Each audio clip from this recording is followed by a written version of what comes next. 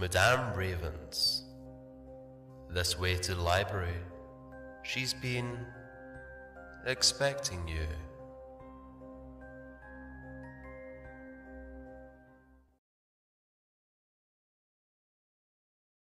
Hello, my darlings.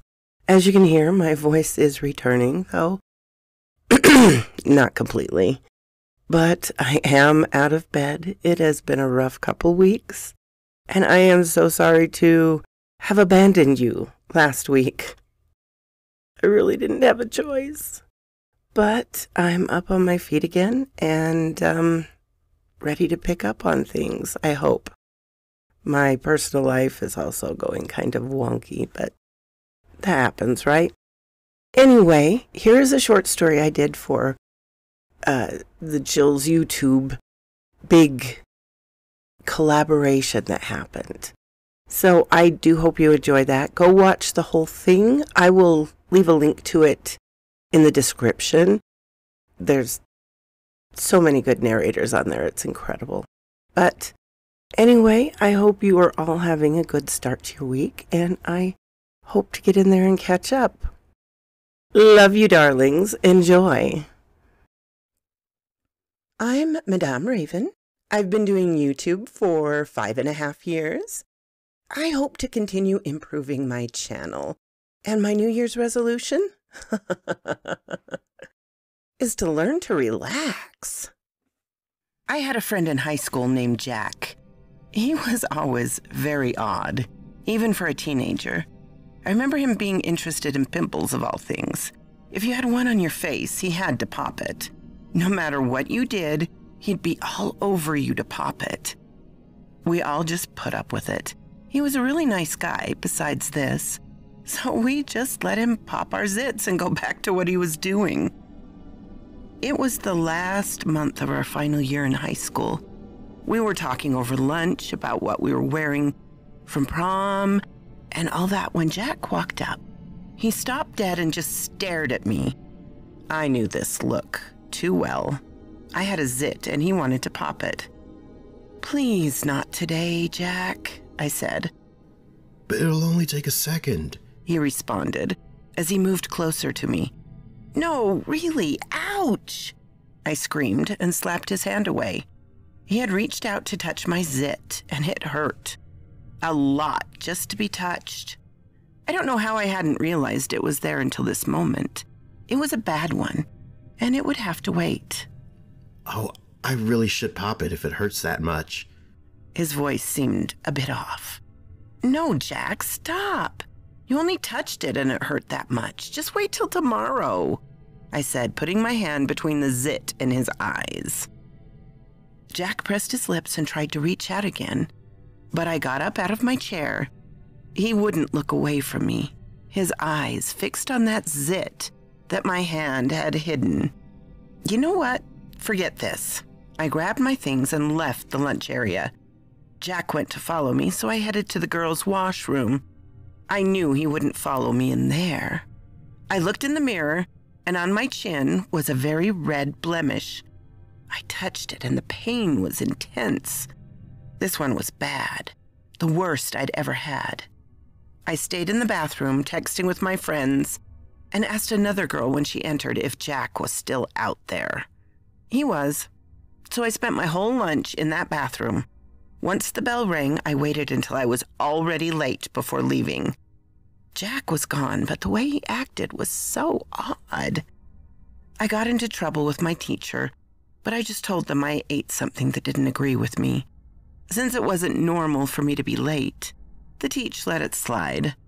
I also didn't have any classes with Jack, so I just beelined it to all my classes the rest of the day to stay away from him. My parents were away for the weekend, some kind of business thing, so I was home alone. I made myself something to eat, watched YouTube before heading to bed. I hadn't been feeling great all week, so I just wanted to rest and see if it helped. In the middle of the night, I woke up to hearing my front door open. I'd always been a light sleeper. I heard soft footsteps downstairs. They moved to the steps and headed up them. I won't lie, It took me longer than it should have to figure out that this was bad. I was never into scary movies or anything. As the footsteps moved up the stairs, I got out of my bed, silently, looking around my room. I didn't have anything in it that could be used as a weapon, so I grabbed my phone off the stand and got into my closet, shutting it just before my bedroom door opened. I really couldn't see much through those slats in the middle of the door. The person huffed as they entered my room. I could hear them, looking around and stopping at my bed. I could see a figure all in black. They moved around my bed, looking around, careful not to step on anything. I lost sight of them as they headed to my door. I held my cell phone close to my chest, but my phone started to ring. I tried to turn it off, but before I did, I saw Jack's name show up on my screen. Damn him for calling me at this time. My closet doors opened, and the man grabbed me and pushed me onto my desk chair. I tried to get up, but they punched me in the stomach, knocking the wind right out of me. All the fight in me gone for an instant as they put handcuffs on my arms behind the chair, and then some on my legs. When I tried to move again, they just punched me in the stomach once more and used rope to tie the two cuffs together so there was no way I could move or get away. I called the cops. They're on the way, I yelled as best as I could at the figure. A man, I guess, at this point. No, you didn't. They said back, with a voice I knew. They took their mask off, and you guessed it. It was Jack. Jack stood there, an odd smile on his face, like a kid getting something they'd been asked for months. Plus, even if you had, it won't stop me. He moved closer to me. What the hell, Jack? I tried to move back, but the clothes around my chair stopped me from rolling, and I really couldn't do much. Just hold still. This will be over soon. He reached out to my face and touched the zit. The pain was intense. Was he really here because I wouldn't let him pop my zit? He started to push on it, and I screamed in pain. After a few seconds, the pain faded as my zit popped. He let out a sigh of relief as it popped. That's better. Now your beautiful face isn't ruined by such a terrible zit, he said with a smile. Will you let me go now? Jack's face twitched for a moment. Why would I do that? I could finally have you to myself. Before I could say anything, he put a rag over my face.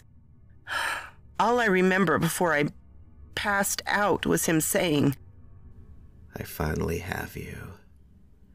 And I'll make sure your face is always perfect.